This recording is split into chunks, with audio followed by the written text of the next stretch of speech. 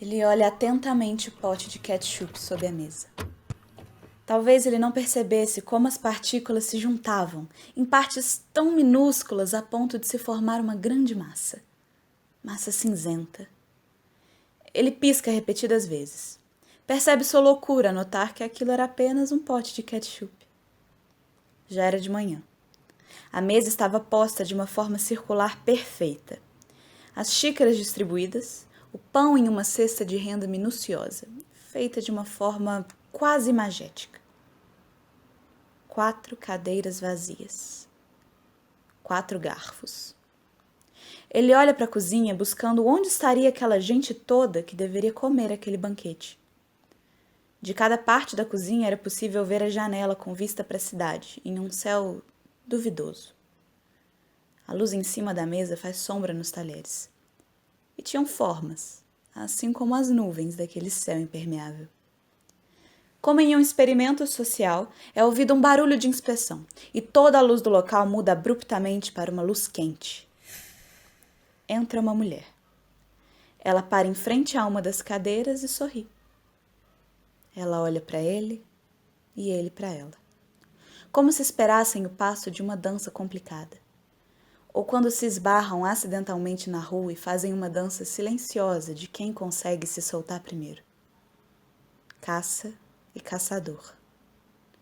Era bonito ver eles se encarando, sem saber ao certo o que fazer. O que se passa na cabeça de uma pessoa quando encara outra? Muita gente tem medo, mas aqueles dois não. Eles sentiam na pele cada respiração, cada movimento, cada sombra que se firmava embaixo dos talheres. Tinha um fio invisível conectado a eles de uma forma quase primitiva. Ainda tinham 2 cadeiras vazias. Faltava mais alguém, ele pensou. Buda diz que precisamos parar de desejar as coisas, porque se pararmos de desejar, não nos sentiremos mal quando tudo desmoronar. Um cisne voando. Assim que liberdade deveria ser. Ele desejava alguém. Aquilo já não era suficiente. As sombras já não eram mais tão interessantes como antes. Mas e se desmoronar?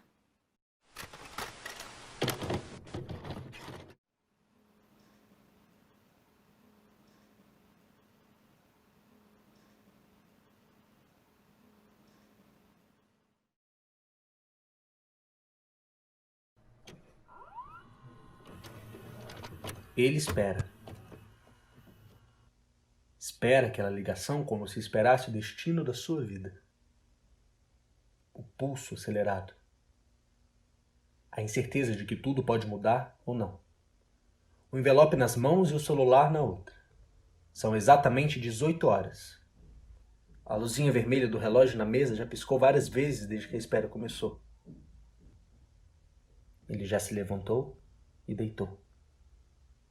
Já arrumou a casa, tomou seu suco detox, comeu ketchup puro no dedo, tomou um banho de folhas, acendeu sua vela, na verdade, 2, uma para você e outra para ele.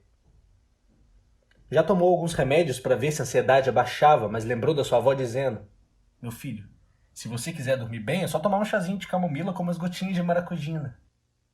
É tiro e queda.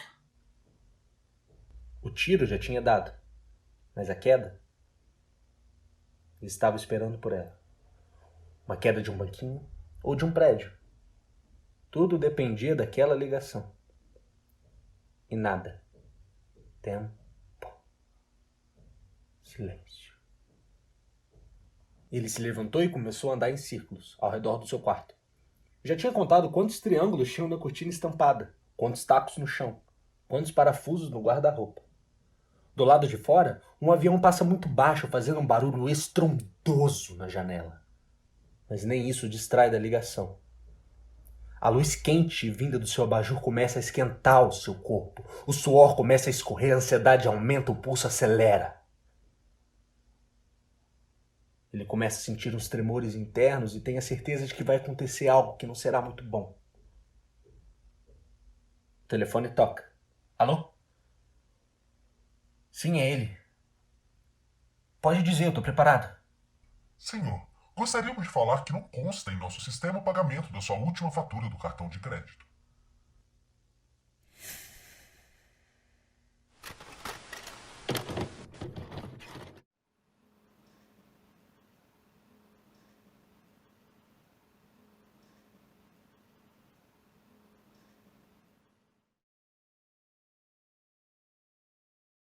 Ao abrir os olhos, ela sorri.